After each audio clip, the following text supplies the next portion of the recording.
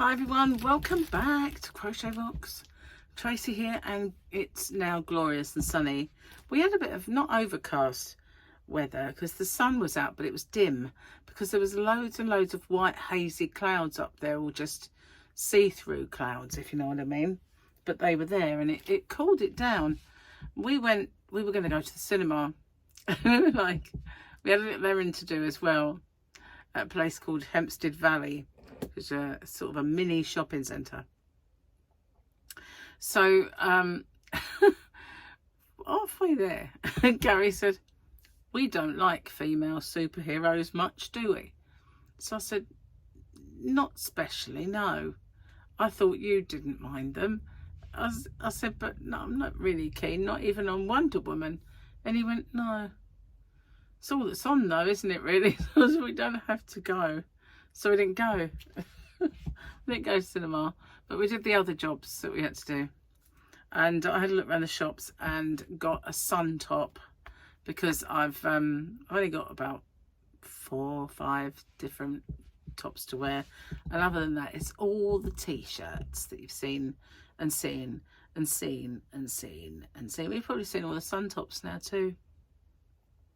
But they're thinner, so that's good, you know, it gives me something to wear in the garden, which is where I shall be once I've done this. So while we were out, we just had a Nando's as well, so no cooking.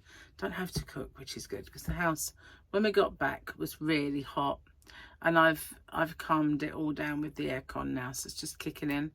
But I had a bit of a worry that my eye was coming back. It looked like there was a bump, like a red bump appearing, and if it had, it was my own fault, because for the last 3 days or so, I've done my eye drops, but I haven't done them 3 times a day. And there was maybe yesterday once. So when I saw it, I thought, oh my God, you know, you really should be doing this. You don't want it back. So I've been putting them in, and religiously so, putting them in. And it seems to have gone down. I think it's gone down. Let me just have a better look, because you know, when you come in at the sunshine, there's definitely a red mark.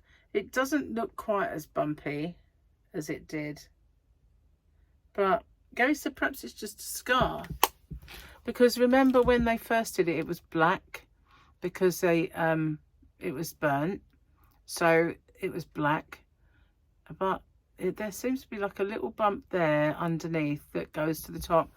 It doesn't look as big as it did, so God, I hope it doesn't come back. It wasn't too bad. I mean, I would do it again, but I wouldn't want to. I don't want to. So yeah, that was a bit of a scare that it was back. Return of the bump. I deliberately didn't sing it very melodically because I don't want, you know, don't want any of that malarkey. Strikes.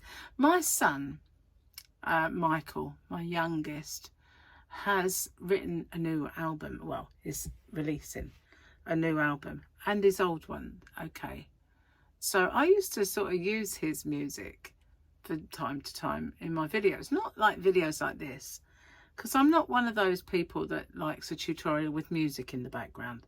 There are some channels that even like Ray's astrophotography that I watch, where he's showing things, and sometimes the background music's so loud we have to say, can you just turn the music down? It's making it really hard to hear you. So I've never been one for this background music malarkey anyway, but I used to do slideshows, and back in the early days, and I used to use his music on it. So people used to say, oh, you know, if I did that now, I'd get copyrighted for my own son. Is that good? Not? I mean, I would be copyrighted because it's now available everywhere on all streaming services and to buy on Amazon Music. I think it's Amazon or iTunes. But you know what? I don't think that's fair. I give birth to that kid.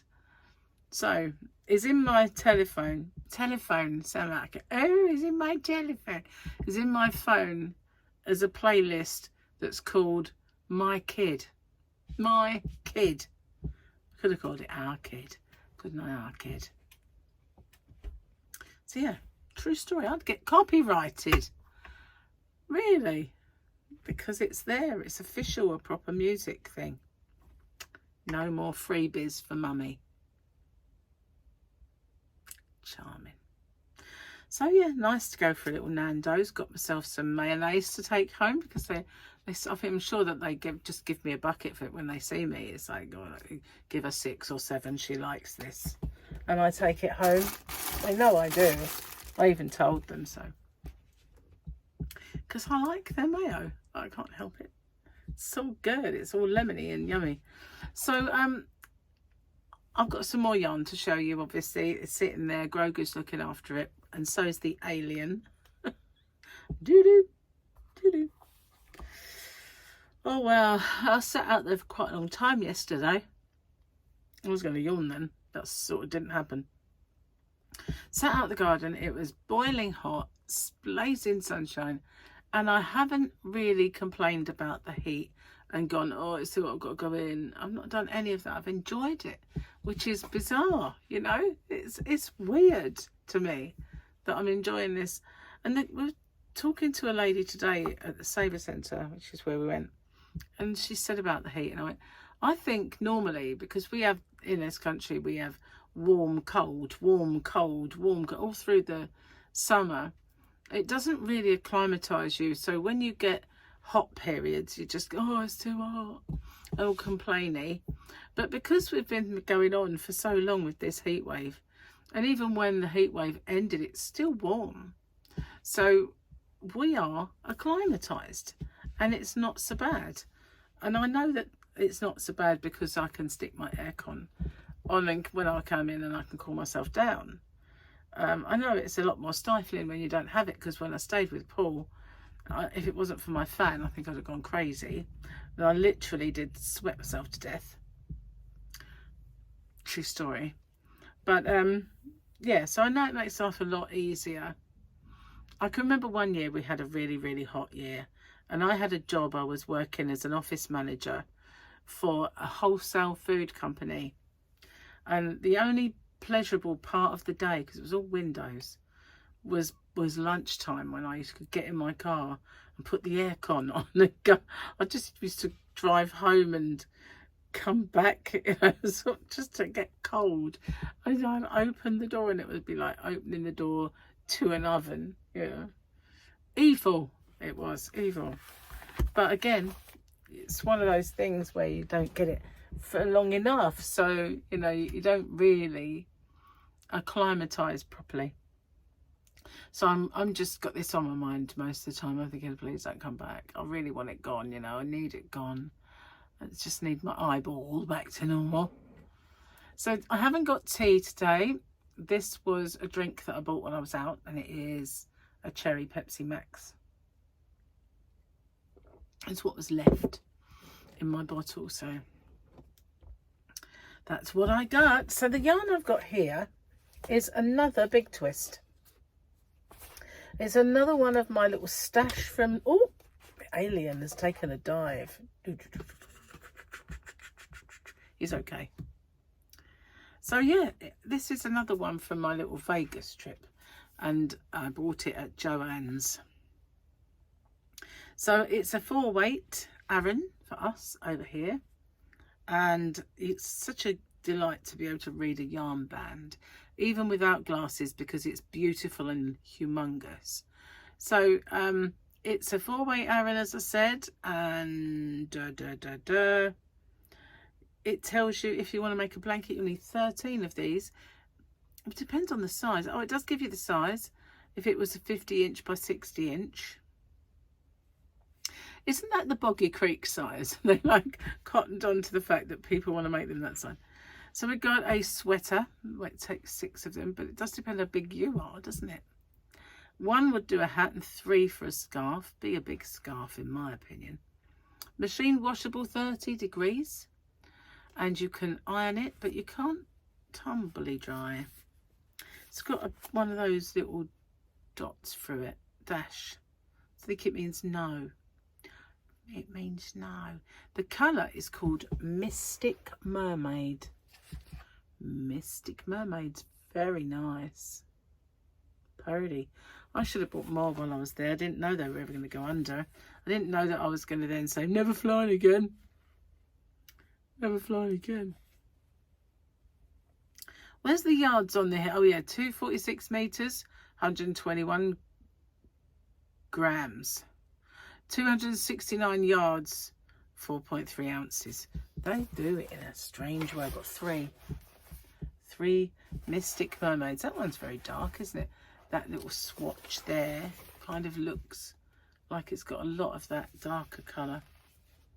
So tomorrow Gary's getting his decking delivered, so he'll be happy because he can go out there and do his decking. He's been having withdrawal symptoms, I think, of DIY, and so when that arrives, as long as it's not too hot and bothering out there, he can go and you know, get banging and screwing, basically. Charming. So yeah, hopefully it'll all go according to plan, and we'll have another area for a seat. I've seen a nice table and chairs that I'd quite fancy. See, this was value yarn. I have no idea how much it was because I bought it when I was in Las Vegas, so I haven't got a clue. I don't even know if I have the bill anymore, you know, like the receipt, should I say. Receipt. Right. You can go in the middle then. There you go, Grogu, got your yarn back. Grogu likes looking after the yarn. They're precious. Okay, so we had the blue dude yesterday. That's who you belong with. He's one of your kind. So I think he was talking about Jedis rather than another of his race, because I don't think there are any. There was only Yoda, and he was long gone after, you know, I think it's a big different time frame altogether. So put that over there. Joke time. Gary's joke of the day. Did you hear? Oh no, I did that one, didn't I?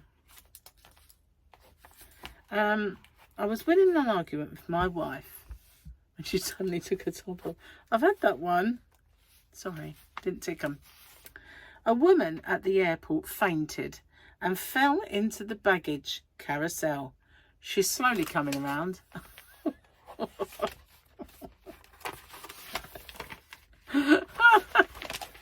Oh, aren't they slow? I like that one. Slowly coming around. Oh dear. Baggage reclaimer. Oh God. And you just see them go, and then there's one case that nobody wants, and yours is nowhere to be seen. And you think, oh, they've lost it. Have they lost it? And then a few more scuttle down, don't they? Yeah. Hopefully, never again. Never again. Just the ships. Yeah. Sailing calmly. And I love it, I do. I love a cruise. Gotta say. Yeah, I'm really into them now. I like being in one place for more than a day. But I always say to Gary when, you know, say for instance, he wants to go back to the Canary Islands again. I said we will do that one again. Because if you do an excursion, say for instance, I said to him we'll do Fire Mountain because you will love it. So we went to Fire Mountain. Seen that now, although he'd go back because he liked it. But there are other places. So there's always something to go back for, isn't there? On another one. So yeah. We tend to do like the Christmassy market ones as well because we like them. They're more reasonably priced ones and stuff. There are some humdingers, but you know, a lot of the ones that I'd really like to do are too long duration, so you can't really do them until Gary retires. And also sometimes they're in the wrong part of December. He can't get time off after a certain date, so we are kind of limited to that. Anyway guys, what have you been up to? Today I put up a tutorial that will come up on Tuesday, I think, and it was one that I actually filmed a while ago because it's part of something, and I haven't done this thing, and I thought, you know what, I could take that part out, do that as my tutorial, and then later on, if I want to make the thing, I've still got that one that is part of the tutorial for the thing. So I've done that, and it means that I can put one up without having to make one. And I do have another one to do. I've got it here. I've made 2 already, but it's been a while, so I need to get some more made. But as I say, I've got a bit of a table issue right now. Somebody has monopolised the table. I have to try and do it in here, but I need the house to myself. So Gary's at work tomorrow and the following day, so I shall try my best to get it done, and anything else that I can figure out as well. So get back in to doing the tutorials. Sounds like a plan. Sounds like a plan. It do. Getting a little ahead again on a few things, but I've reached the end in a way of my pre-recorded giveaways. I've got a couple of weeks left, but I need to start filming them as well. It's all go. It is. It's all go, isn't it? It certainly is. Certainly is. So I had to I got several missed calls from my cancer surgeon today, and they've been trying to get in touch with me to book this last appointment up. So I phoned them, and she said, oh, you should have been seen back in April. And so I said, yeah, but actually it's 5 years, 4th of August. I'll never forget the dates. It's the 4th of August, and it's been 5 years. And she said, but you should have been seen then. And I said, well, we've had so much going on, and I told her I had an eye operation, and you know, we've had sort of people who've passed away in the family and all this, that and the other. So I said, I'm really sorry, but you know, we'll book it up. So I have it booked in for the 24th. So I should go and see him. And she said, to be fair, he hasn't been here. He's had so many operations and committees that he's on and stuff. He's been so busy, he's barely been here. So it's hardly, he wouldn't, you know, it's been hard to fit it in anyway. So on the 24th, I shall go and see him. And I said, that'll be my last one. She said, well, he didn't say this to me before. He said, in the last year, if you ever worry about anything, call me and I'll see you. But he also offers yearly catch-ups. So if I wanted to, I could have every year I could go and see him for peace of mind. And I said, well, that might be worth doing. If it's just once a year. But we'll see. He might not offer it to me, because he maybe offers to the people who had larger tumours or had more reconstructions and, you know, were kind of had a worse ride. I don't know. I was extremely lucky to have caught it so small, and don't get me wrong, having 7mm cut from a tongue the whole length is not small to me, but that was just because they wanted a 5mm margin from the you know, squamous cell carcinoma, so they wanted clear margins. So that's why, but to me that was enormous. Obviously, the bigger it was, the more of the cut. And then if it had been the next size up, I would have probably had to have had reconstructive surgery, and part of my arm would have now been my tongue. Be interesting. Get some sunburnt tongue. You know, hang it out. Yeah, I'm glad that didn't happen for a start, but you know, so maybe when he says he'll see them yearly, perhaps it's that, or just maybe he didn't say it to me last time, but he will this. We'll find out in the fullness of time. Who said in a movie, we shall find out in the fullness of time? What movie? One of my favourite movies of all time. I'll give you a clue. There are 3 of them, and they're all brilliant. Middle one, wow. First one, wow. Third one, I liked it, but it wasn't as well. But it was wow, in a way. Just amazing. Amazing. Well, we shall find out in the fullness of time. We shall find out in the fullness, in the natural course of time. Natural course of time.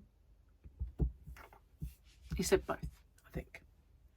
Anyway, it's quite easy. Well, it is for me. It's mega easy for me. So England play tomorrow in their next match in the World Cup. Probably gonna come home. Shh, don't say it. I know I support them, and I don't want them to come home, but you know, I'm just prepared for the fact that that's probably what's gonna happen. You know, we get so far and then we end up packing our bags, don't we? But we shall see. There's been an awful lot of aggro over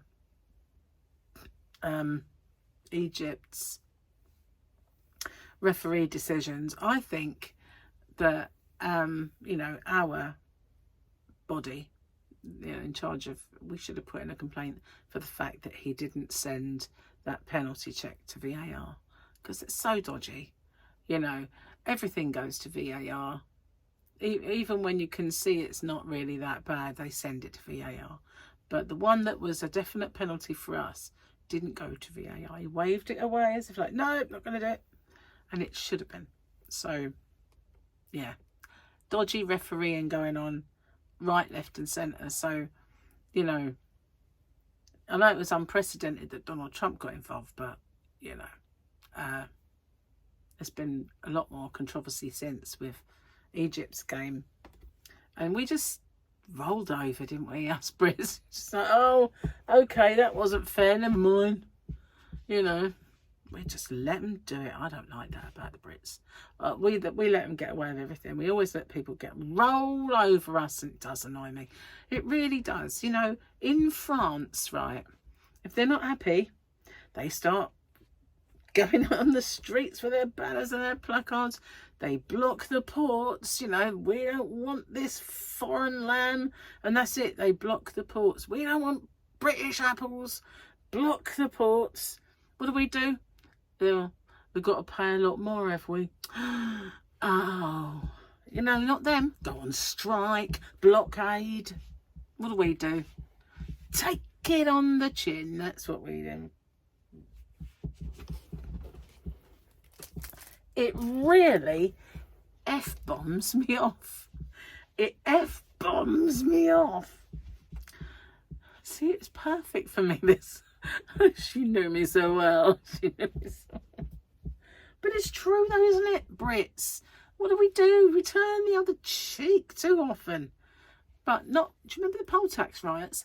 Doesn't always happen. Sometimes we just say enough is enough. And, you know, Mrs. Thatcher...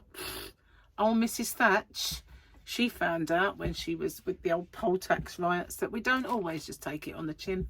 I remember going on a march. I remember was so incensed by the treatment of the miners. I went on a march. It poured with rain. And there we were on this march in London, all the way through London, met at Hyde Park. And do you remember Trigger from Only Fools and Horses? He was one of the speakers because he was quite left-wing. There was quite a few famous people there. And I'll never forget walking with, like, sou'wester thing on, you know, cagoule. And then, you know, totally dripping. And walking down, like, Savile Row and all the posh areas. And going past one gentleman's club and they're looking out the window. It's all going by. And I just went, yes, the peasants are revolting. Yes, I know I can smell them from here. You know, it was just so obvious. It was like, oh look, the peasants, they're revolting. So yeah, we did revolt. And we all met up at Hyde Park. The sun came out and every single one of us started to steam. It was like masses of steam coming off of these very, very wet people. But yeah, it was fun for the day. Very wet. But yeah, that was my one and only protest march. Of course, Arthur Scargill was there. Yeah, it didn't stop Thatcher closing all the mines though. No. Anyway, he never beat her. Apart from the poll tax riots, we beat her there. But yeah, those were the days. I was quite political then. I was quite a little militant on the quiet. Not really, I mean, bad. But yeah, it does annoy me. You know, the French, they're not scared to come out and to say this is not on and we don't like it. But we just put up with it. Put up and shut up. But people like me, we don't shut up. We use the F-bomb. That's what we do. We use the F-bomb. Anyway, guys, but you didn't know that I was once a very political person. I was a member of the Labour Party. I'm not proud of this. It was right at the time when, I'll tell you why I joined, right? I was young mum. Kid, I think Paul was in a buggy. And I was watching, I used to, oh no, I'm going to seem like a bore now, right?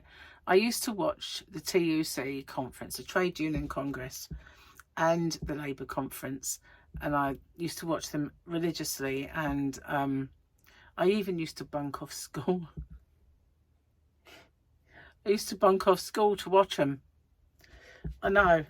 And I did watch all of the conferences, not so much the Liberals, because they were nowhere at the time. But I used to watch them, and there was this once when Derek Hatton stormed in and started shouting, you know, and disrupting. And I thought, wow, it just kind of made me feel like this is different, because most parties, it was all, we don't show you our dirty laundry, we're not gonna, you know, everything's perfect, it's all their fault, you know, all that. And there was this one party with the heart on the sleeve, and it just made me, and I'd seen all the dodgy stuff that Thatcher had done, so I kind of went towards the left. So I joined, and I became secretary of the women's section and chairperson of the Young Socialists, because I was still young, you know, at that time. And I did all that, and I used to canvass, knock people up, take them to the polling station, not to this one guy's house, and this real downtrodden council estate it was. And so I knocked at the door. And I said, you know, you said that you were going to be voting for Labour. Can I take you to the polling station? Can we give you a lift? He went, I'll get there under my own steam. He said, what car you got? I said, an Escort, right? And he went, I'll go in the Porsche. And I went, he went, come and have a look. So outside his house, sure enough, there was a Porsche. And he said, would you like a lift to the polling station? I said, yeah, why not? Because I was only in this other guy's Escort. I went, yeah, come on then, we're going to the Porsche. And so he said, we're going to go in the Porsche. Sorry, don't worry. And so yeah, we went off to the polling station in his Porsche. I mean, he could have abducted me. I was really trusting. But, you know, it was fun. It was fun at the time. And I would canvass door to door in bright red stiletto heels, because that's the colour of the Labour Party. So yeah, there I was in my big red stilettos. Why anyone would wear them things? Now I couldn't walk in. I couldn't stand in it. I'd fall over. I would. I cannot do it now. Tried heels in shops. It's like, no, might as well just be a plate of jelly. I tell you, it's just bad. But yeah, I was slopping around, you know. I was thinner then. I was slopping around, knocking at the doors. Yeah, I'll take you the Porsche. Yeah, why not? So that was then, you know, I grew out of it. Left under a bit of, not a cloud, but I just didn't agree with all the backbiting and everything else that went on at the time. So I'd had enough. It seemed like a bit of a schoolyard. And in the end, so I just left to do my own thing. But they reckon everybody at one point in their life, usually when they're young, was a socialist. I don't mean a communist, you know. When you say socialist, sometimes that has bad connotations for different countries. But it doesn't mean I was a commie. No red under the bed here. I'd be right on top of it. But no. Anyway, on that political note, which, you know, obviously I grew out of, and I can't stand politics now, I really can't. Can't be doing with the, they did this, they did that, and it's all their fault, and we inherited this mess, and we inherited... I was like, oh, shut up, you'll con us. Yeah, they do, unfortunately. Every single... Look at Farage and his 5 million. You know, they're just a bunch of crooks. Anyway, I'm going. Did I really say that? 5 million, you know. Someone can give me 5 million for my security.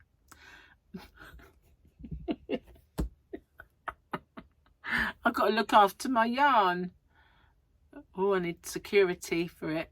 Perhaps one of these rich benefactors can donate me 5 million to look after it.